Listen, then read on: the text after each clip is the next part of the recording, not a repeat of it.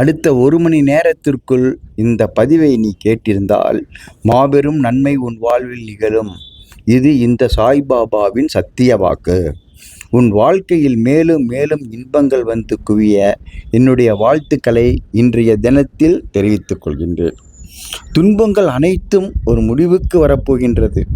இன்பங்களை இனிமையாக வரவேற்கக்கூடிய நாள் இன்றைய நாளில் இருந்து ஆரம்பமாகப் போகின்றது. எத்தனை முறை நீ கேட்டும் என்னிடம் கிடைக்காத விஷயங்களெல்லாம் இப்போது உன்னுடைய கரம் வந்து சேரப்போகிறது. கவலைகளால் மூழ்கி போன நாட்கள் இன்றோடு முடிந்துவிட்டது. இன்பங்களின் பிடியில் இனி உன்னுடைய வாழ்க்கை எப்பொழுதுமே இருக்கும். நிலைத்த நிலையான இன்பத்தை இனி நீ காண்பாய். இறை நம்பிக்கை எப்பொழுதுமே தேவை.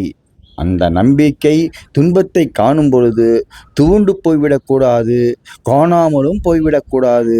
அப்பொழுதுதான் உன்னால் தைரியமாக சமாளித்து அந்த பிரச்சனையில் இருந்து வெளிவர முடியும்.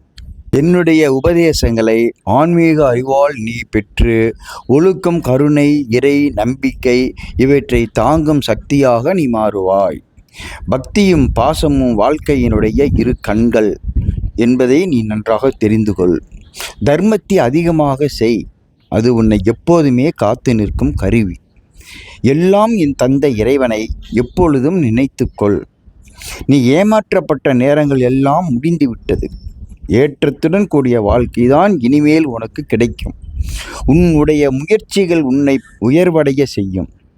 நான் இருக்கின்றேன் என்ற நம்பிக்கையோடு எப்பொழுதுமே நீ நடந்து கொள். ஒருவரையும் பழிக்கக்கூடாது. அது உன்னுடைய மனதை சிதைக்கும். அன்பு என்னும் தீபம் இருளான கோபத்தை கூட அகற்றிவிடும். வேண்டியது தேவையா என சிந்திக்க தெரிந்து கொள். கையளவு கொடையினும் மன அளவு முக்கியம்.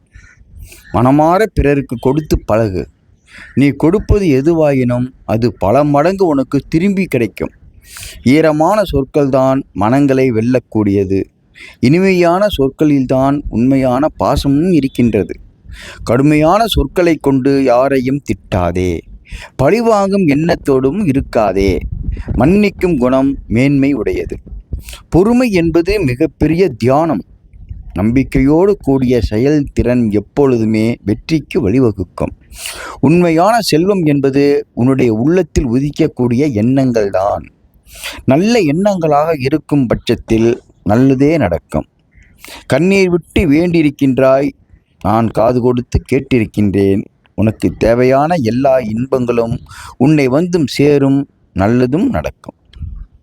உன்னுடைய வாழ்க்கை எதை நோக்கி பயணித்து கொண்டிருக்கின்றது என்பது இன்னும் உனக்கு சரியாக புரியவில்லை.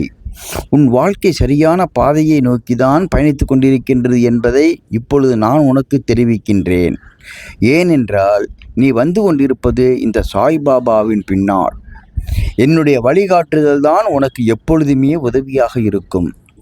வெற்றிக்கான பாதைக்கு தான் என்னுடைய கரங்கள் உன்னை கூட்டிச் செல்லும். என்னுடைய பாதத்தை சரணடைந்த உன் வாழ்க்கையில் ஏராளமான நன்மைகள் வந்து சேரப்போகின்றது. எதற்குமே நீ கவலைப்பட பயப்பட வேண்டியதே அவசியமே இல்லை. உன் வாழ்க்கையை பற்றிய பயம் இனி உனக்கு வேண்டாம். என்ன ஆகுமோ ஏது ஆகுமோ என்ற பயத்தோடு இருக்கவும் வேண்டாம். என் வழி துணையிருப்பதால் உனக்கு நன்மைகள் பல நடக்க காத்திருக்கின்றது. இனிமேல் உன் வாழ்க்கை இனிமையான வாழ்க்கையாக இருக்கும்.